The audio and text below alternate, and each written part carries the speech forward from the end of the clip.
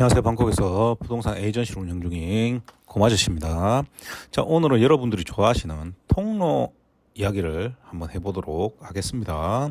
제가 통로에 투자를 하려면 최소한 15억 이상 투자를 하실 분만 상담을 하세요라고 지속적으로 이야기를 해왔기 때문에 최근에는 한 3억 정도 돈 가지고 물어보는 사람이 정말 많이 줄었습니다.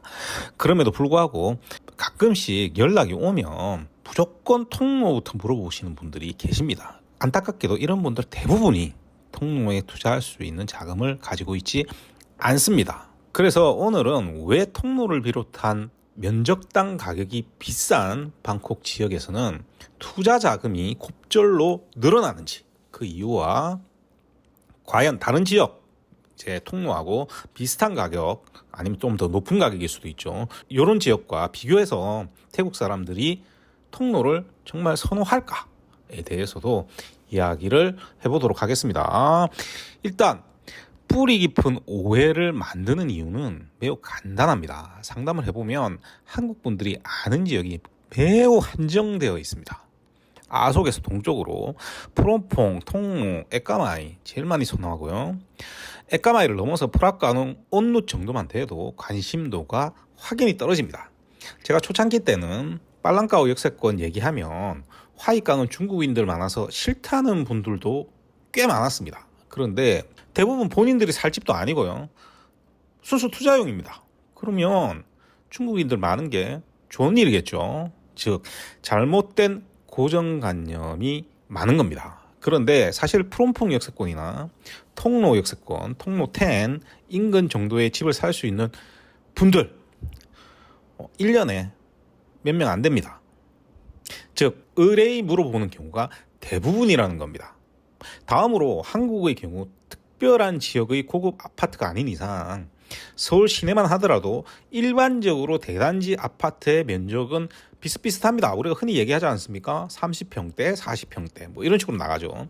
그러니 면적 가격이 아니라 몇 평형, 몇 평형으로 판단해 버리는 경향이 강합니다. 즉 방콕에 있는 콘도도 어느 지역이든 면적의 형태가 비슷할 거라고 착각을 합니다. 하지만 방콕의 콘도는 면적당 가격이 비싼 고급 지역일수록 필요 면적도 커집니다. 반대로 면적당 가격이 낮은 변두리로 갈수록 필요 면적도 작아집니다.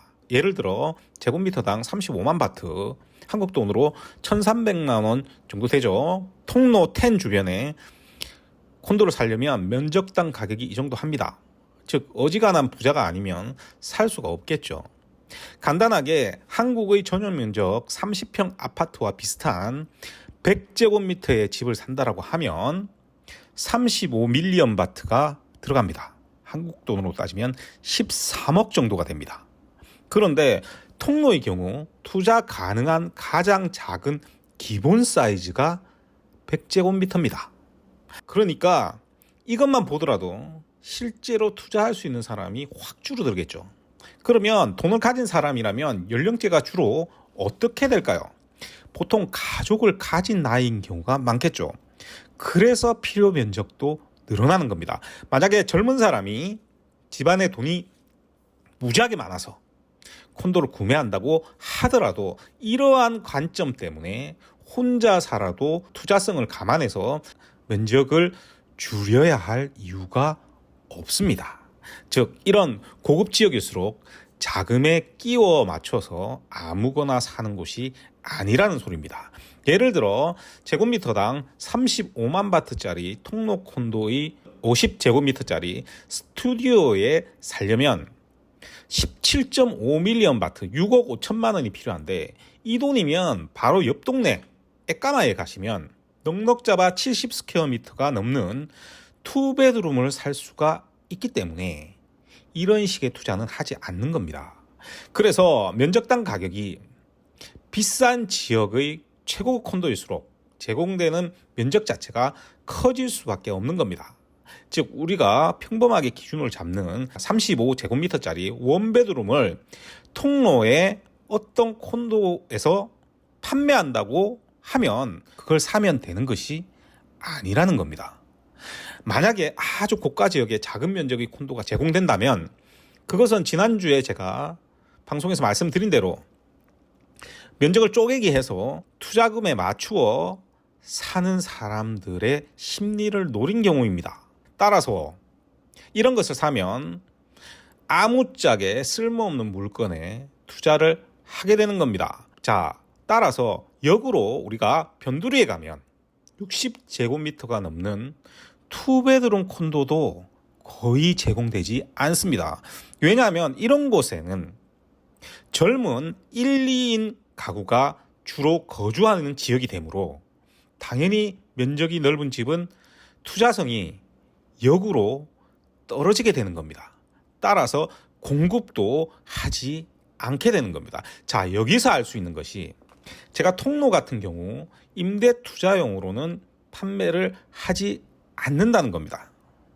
왜냐하면 15억 이상 투자된 콘도라면 월세가 얼마나 될까요? 10만 바트면 370만 원이 넘어갑니다. 즉 500만 원 가까운 월세를 내고 살 수 있는 수요가 얼마나 될까요? 비록 방콕의 경우에 주재 외국인이 정말 많은 도시이기 때문에 한 달에 1,000만 원이 넘는 월세를 내는 사람도 굉장히 많습니다. 그러나 전체 수요로 따지면 한계가 있는 겁니다. 당장 옆 동네 에까마이에 7만 바트, 한 260만 원 정도 되죠. 요 정도 넘어가도 임차인 찾는데 최소 3개월 걸립니다. 왜냐하면 제가 현역에서 실제로 이 일을 하고 있기 때문에 여러분들한테 얘기해 드리는 겁니다. 그래서 통로 정도인 경우에는 임대 투자용으로는 효율이 떨어집니다. 그래서 저 같은 경우 고객이 직접 사용하지 않는 경우에는 차라리 자금을 쪼개서 다른 곳에 투자를 시켜 드립니다.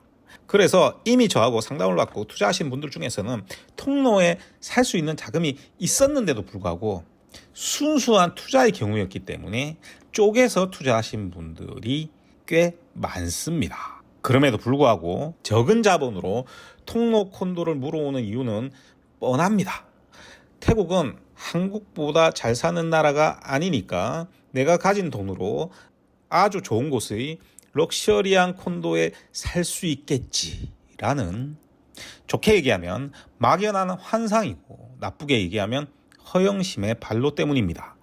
특히 투자가 아닌 거주 목적일 때 이러한 잘못된 사고방식이 많습니다. 이것도 바로 허영 때문인 경우가 굉장히 많습니다. 자, 길거리에 광고하는 이런 이면도로의 저층 콘도들은 정말 가치가 있을까요?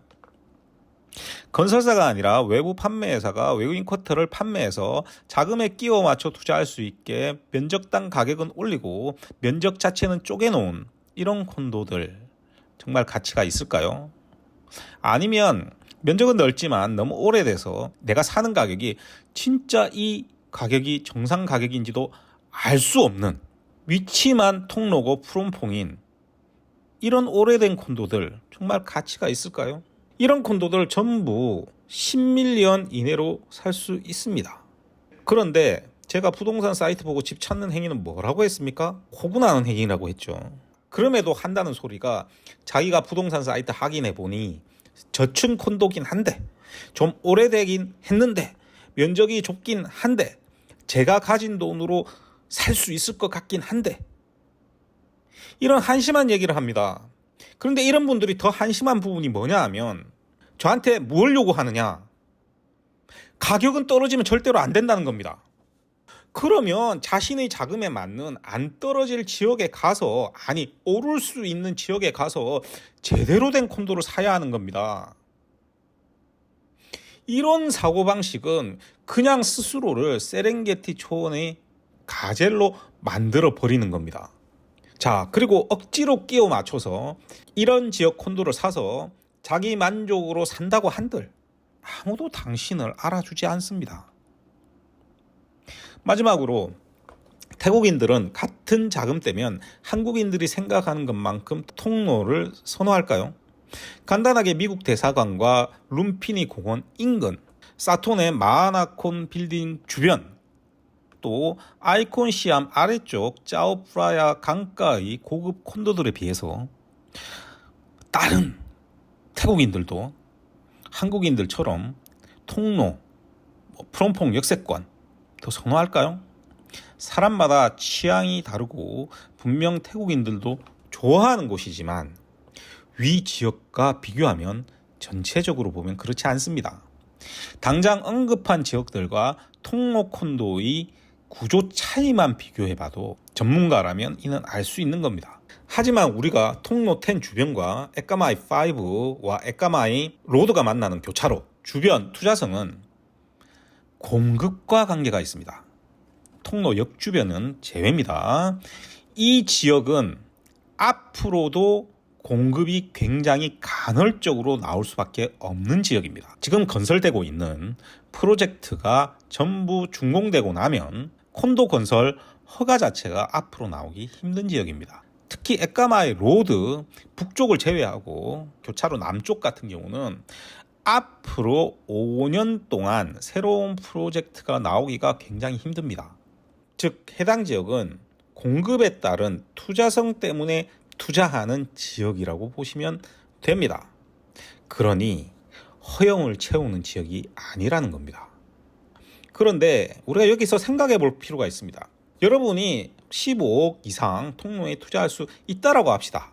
그럼에도 불구하고 대출받아서 강남에 아파트를 살 수 있다면 어디에 쓰는 것이 나을까요? 즉 여러분들 중에 앞으로 통로에 집을 살 수 있는 분들은 태국에서 사업에서 성공하신 분들 중에 정말 내 집을 사려고 하시는 분, 왜냐하면 저도 이 지역에 살고 있지만 한국인들이 생활하기에는 정말 좋기 때문입니다.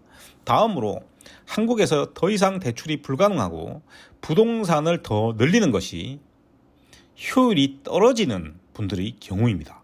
이 경우에는 대안으로 아주 좋습니다. 또한 큰 자금을 합법적으로 해외로 옮겨놓고 싶으신 분들, 이분들에게도 굉장히 좋습니다. 자, 그런데 따져보면 이런 분들 1년에 몇 명이나 될까요? 그래서 실제로 통로에 집을 살 수 있는 분들 거의 없는 겁니다. 그런데 여기서 15억이 넘는 콘도의 인테리어 비용은 얼마나 들까요? 그냥 사면 그걸로 끝나는 게 아니라 추가로 들어가는 비용도 무지막지하게 듭니다.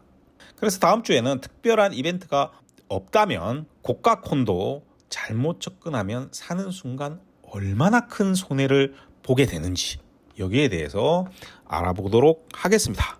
오늘도 들어주셔서 대단히 감사드리고요. 이상 저는 방콕에서 고마저씨였습니다.